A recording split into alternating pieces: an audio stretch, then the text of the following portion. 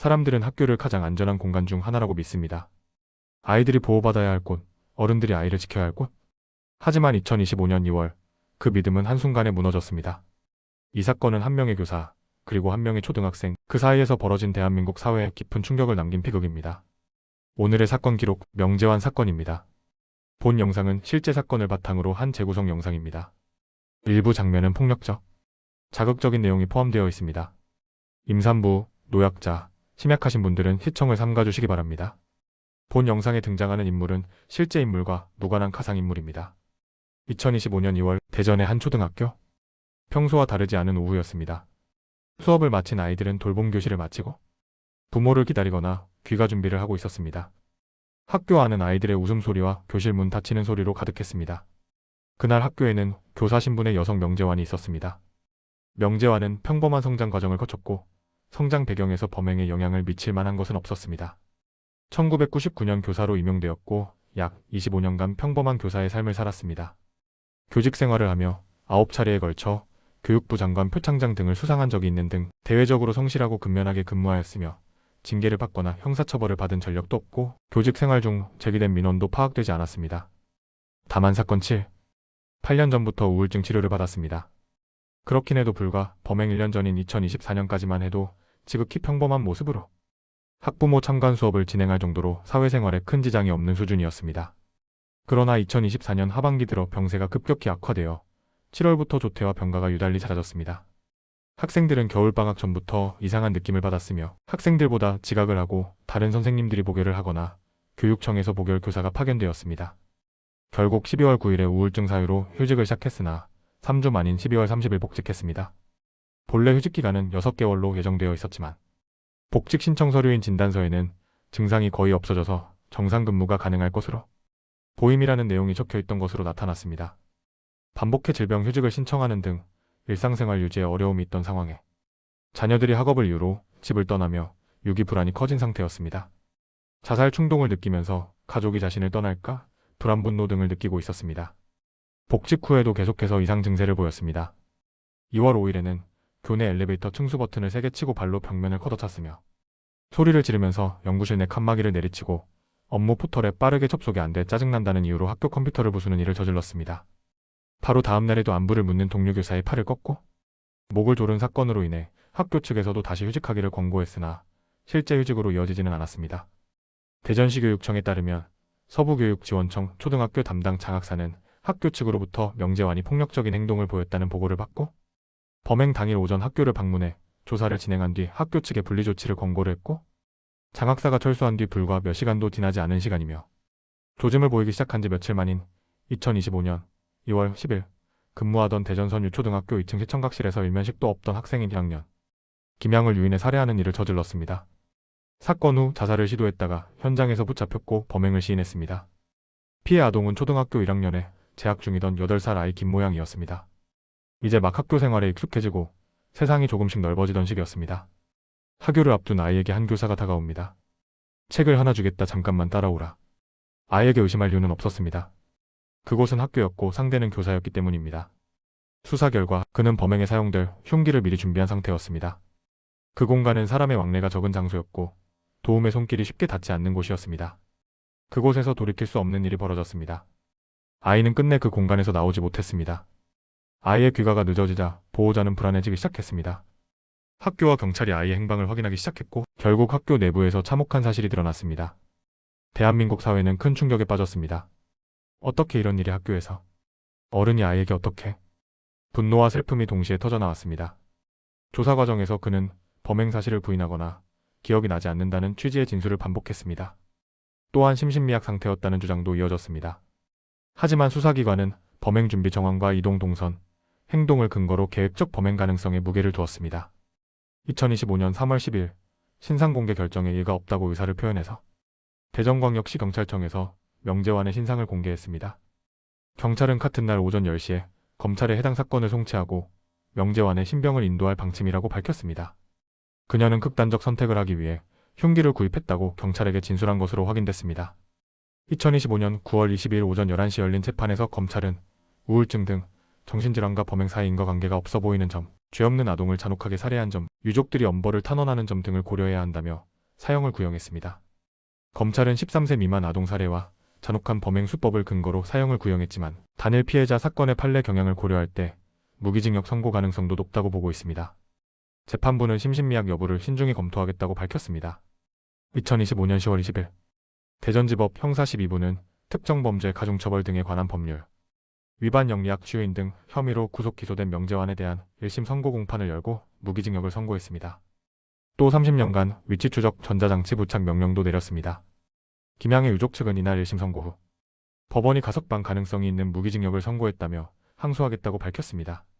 명재환 또한 1심 무기징역 선고에 불복하여 항소했습니다. 2026년 1월 16일 2심 재판부는 양측의 항소를 모두 기각하여 재차 무기징역을 선고했습니다. 재판부는 초등학교 교사로서 피해자를 보호해야 할 지위에 있었지만 가장 안전해야 할 학교에서 아동 청소년이 보호받지 못한 잔혹한 사건을 저질렀다며 전대미문이 사건이라고 했습니다. 재판부는 피고인이 일부 정상적이지 않은 심리 상태에 있었다고 인정하면서도 범행을 참작할 만한 사정이 있다고 보기는 어렵다고 봤습니다. 범행 대상을 선택한 이유가 과정, 범행 계획, 발각을 막기 위해 했던 행동 등을 고려하면 당시 행동을 통제할 능력이 결여됐다고 보긴 어렵다고 판단한 것입니다. 범행 후 발각되지 않도록 김양의 휴대전화를 파괴하거나 범행 장소에 불을 끄는 등의 행동을 한 점도 이를 뒷받침한다고 재판부는 밝혔습니다. 재판부는 이어 피고인은 가장 제압하기 쉬운 연약한 아이를 유인해 분노를 표출했다며 범행의 목적, 재범의 위험성 등을 고려할 때 피고인을 사회로부터 영구히 격리해야 할 사정이 인정된다고 밝혔습니다. 재판부는 다만 피고인의 생명을 빼앗아야만 재범을 예방할 수 있는 것은 아니며 피고인이 가석방 등으로 출소하더라도 전자장치 부착 명령과 준수사항 부과로 어느 정도 피고인의 재범을 예방할 수 있는 수단이 갖춰져 있다고 했습니다. 그러면서 사형 선고를 정당화할 특별한 사정이 분명히 있다고 보기는 어렵다고 사형을 선고하지 않은 이유를 밝혔습니다. 명 씨는 법정에서 범행 당시 심신미약 상태였다고 주장했으나 재판부는 인정하지 않았습니다. 재판부는 장기간 우울증을 앓아온 피고인의 심리 상태가 범행에 영향을 미쳤을 가능성이 있지만 범행을 정당화할 수는 없다고 했습니다. 검찰은 명재환이 가정 불화에 따른 소외, 성급한 복직에 대한 후회, 직장 부적응 등으로 인한 분노가 증폭되자 이를 해소하기 위해 자신보다 약자인 초등생을 잔혹하게 살해한 이상동기 범죄라고 밝혔습니다. 재판 과정에서 명재환 측이 요청해서 진행된 정신감정에서는 범행 당시 심신미약 상태에 있었다는 취지의 결과가 나왔습니다. 하지만 검찰은 수사 당시 정신의학과 전문의의 자문 결과와 범행, 전후 행동 등을 토대로 볼 때 심신미약 상태가 아닌 자신의 범행 의미와 결과를 충분히 예견한 상태였다고 맞섰습니다. 재판부는 우울증과 양극성 정동장애 등 중증 정신질환을 겪고 있었더라도 형을 감경할 사유로 볼 것인가는 법관의 재량이라며 감형 요소로 인정하지 않는다고 밝혔습니다. 대전시교육청은 지난 4월 명재환에 대한 징계위원회를 열고 파면을 결정했고 별도의 예 절차를 밟지 않아 파면이 확정됐습니다. 특정범죄 가중처벌 등에 관한 법률에 따라 13세 미만의 미성년자를 약취 또는 유인해 살해한 경우 사형 또는 무기징역에 처하게 된다. 명재환은 자가용으로 볼보 V40을 소유하고 있으며 사건 당일 이 차량을 타고 인근 마트로 가서 흉기를 구입한 사실이 CCTV 영상을 통해 확인됐습니다. 강정 임창원 골프 연습장 납치살인 사건, 고유정, 황은희 강남 납치살해 사건, 정유정에 이어 역대 5번째로 신상이 공개된 여성 피해자입니다. 명재환은 범행 1시간 전 남편과의 통화에서 범행을 암시하는 듯한 발언을 했습니다. 남편은 집에 오라고 하거나 경찰에 신고하겠다고 경고하기도 했으나 소용없었습니다.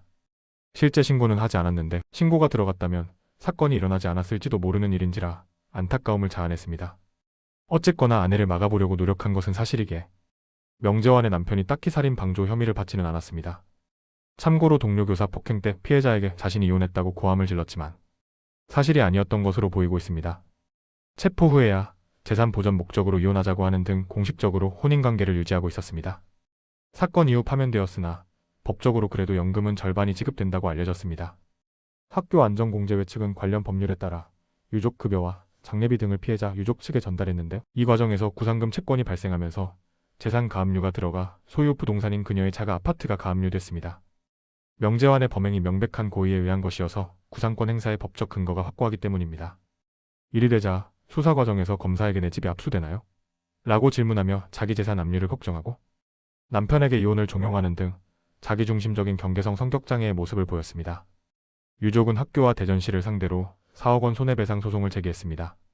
명재환은 범행 전 정신과 치료 이력과 컴퓨터 파괴, 동료 폭행 등 위험 신호를 보였으나 학교와 교육청은 별다른 조치를 취하지 않았습니다. 명백한 예견 가능성과 학교의 감독 의무 위반을 근거로 유족 승소 가능성을 75% 이상으로 평가하고 있습니다. 명재환은 구치소에 수감된 이후부터 매일 반성문을 제출하고 있다고 알려졌습니다. 또한 정신감정을 요청했고 하지만 반성문은 피해자와 가족에 대한 사죄보다는 자신의 인생을 반추하는 내용 위주라 재판부는 이를 감형 요소로 보지 않았습니다. 정신감정 결과 양극성 장애를 진단이 나왔습니다. 범행이 너무도 참혹해 사선 변호인이 참지 못하고 사임했습니다. 변호인은 SNS에 시민의 공분을 헤아리지 못하고 법률가로서 했던 처신을 반성한다며 법률가로서 훈련받은 대로 사형수도 변호인 조력을 받을 권리가 있다는 원칙에 따라 사건을 수임했는데 그러한 저의 인식이 시민들 인식에 많이 못 미쳤던 것 같다. 참혹한 사건으로 유명을 달리한 김양과 고통 속에 지내실 부모님을 위해 기도하겠다. 피고인의 영혼을 위해서도 기도하겠다고 썼습니다. 이로 인해 국선 변호인이 대신 선임됐습니다. 이 사건은 단순한 개인 범죄를 넘어 대한민국 사회 전체에 큰 질문을 던졌습니다. 학교는 정말 안전한가? 아동 보호 시스템은 충분한가? 교사 관리와 퇴직 이후 관리에는 문제가 없었는가? 사건 이후 학교 안전 시스템과 외부인 출입 통제에 대한 논의가 전국적으로 확대됐습니다. 이 사건은 한 아이의 미래를 앗아갔고 한 가족의 삶을 무너뜨렸습니다. 그리고 우리 사회에 분명한 메시지를 남겼습니다. 안전은 당연한 것이 아니라 지켜내야 하는 책임이라는 것? 사건은 끝나도 기록은 남습니다. 사건 기록 계속 함께 해주시기 바랍니다. 지금까지 사건 기록이었습니다.